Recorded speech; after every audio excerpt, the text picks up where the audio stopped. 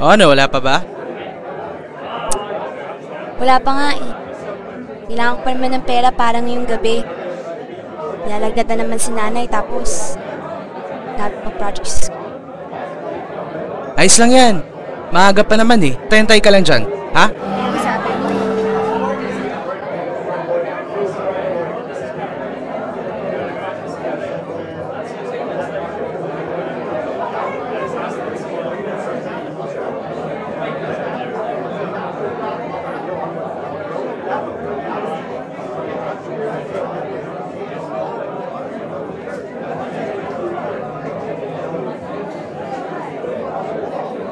Ito si Maricar, ang nag-iisang pokpok sa group. Hindi siya ganito kapag umaga. Sa umaga ay busy siya sa kanyang pag-aaral. Pangarap niya makapagtapos ng kolehiyo, makapag-MA sa Diliman, at maging isang ganap na ina. Pero ngayon, Miss, magkano? 2,000? Isa muna siyang ganap na puta. Takirang mahal mo ah.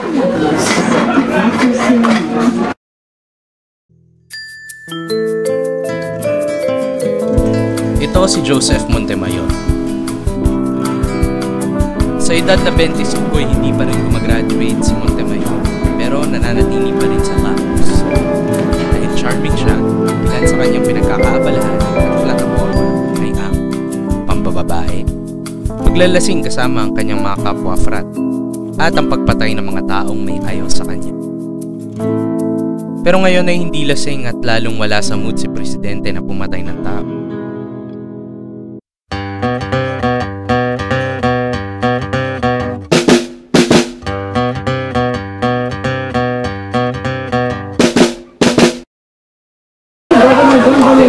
Miss, pwede ka ba ngayon?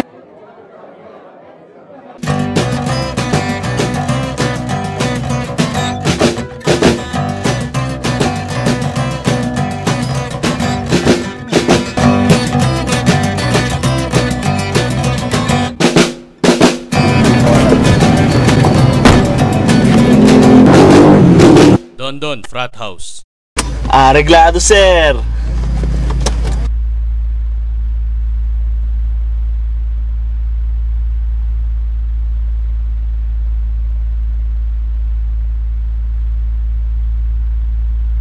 Hoy, tangina, gising.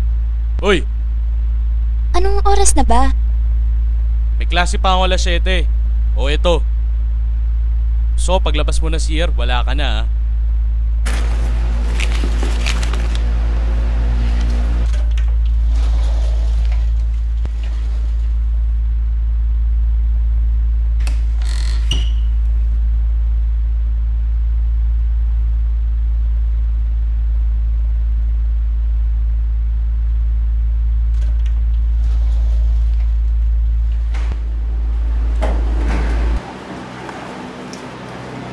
Yan, Nay. Pambili na ako ng gamot mo.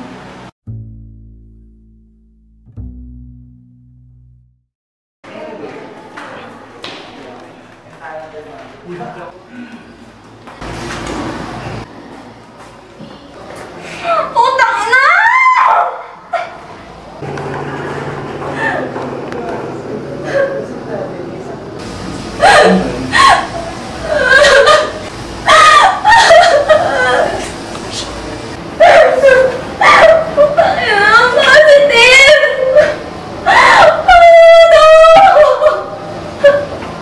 Hindi alam ni Maricar kung anong gagawin niya.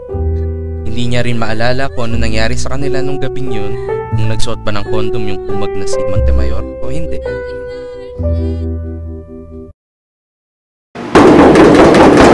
Montemayor! Putang ina! Lumabas ka dyan! Tarantado! Walang tao dito! Uy! Wow! Lumabas ka naman dyan! Harapin mo naman ako! Ano? Ano? Pes ako! Talaga? Sino, ama? Ikaw! Ulul! Talaga? Hindi ko pa rin masisigurado kung akin yan. Ikaw yung huling lalaking nakasex ko! Palaglag mo na lang! Ayoko! Hindi ko gagawin yun! Ano bang gusto mo? Pera. Hindi rin! Panagutan mo to! Talaga? Kapag di mo ginawa yun, paglalandaan ko sa buong campus ng ginawa mo! Sino naman maniniwala sa'yo? Isa ako sa pinaka-influential na tao sa campus. Magpapa-interview ako sa Perspective! Tanga! Wala nang perspective. Isisiwalat ko lahat ng katarantaduhan mo! Nagdadrugs ka! Uy, wow! Talaga? Sige, antay ka lang dyan ha. Magbibihis lang ako. Buksan mo na yung pinto! Gago!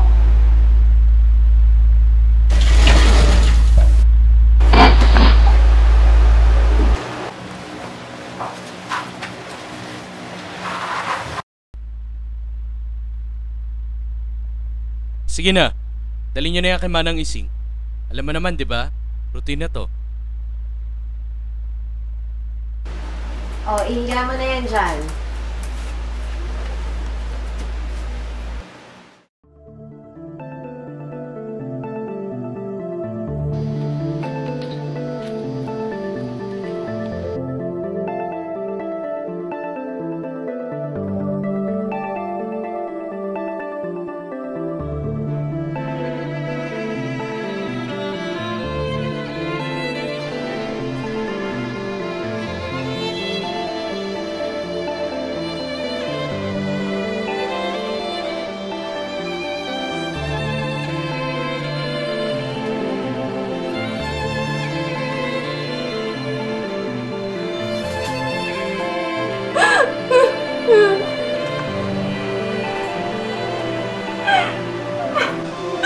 Magbabalad siya!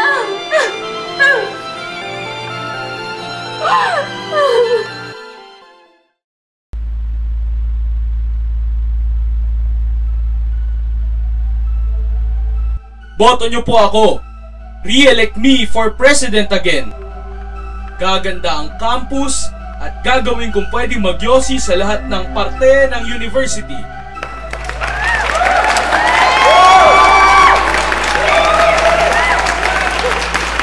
Bukbayan! Bukbayan! Bukbayan! Bukbayan! Bukbayan!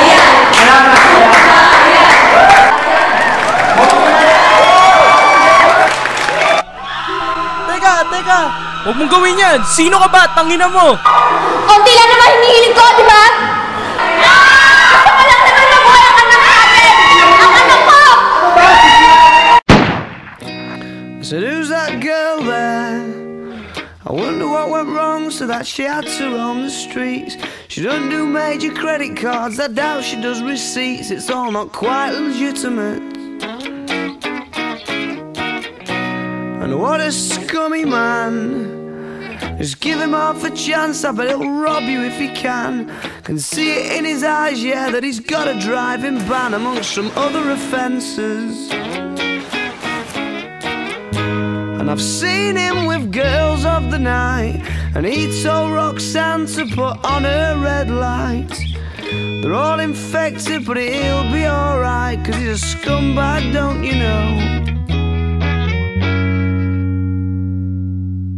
I said he's a scumbag, don't you know?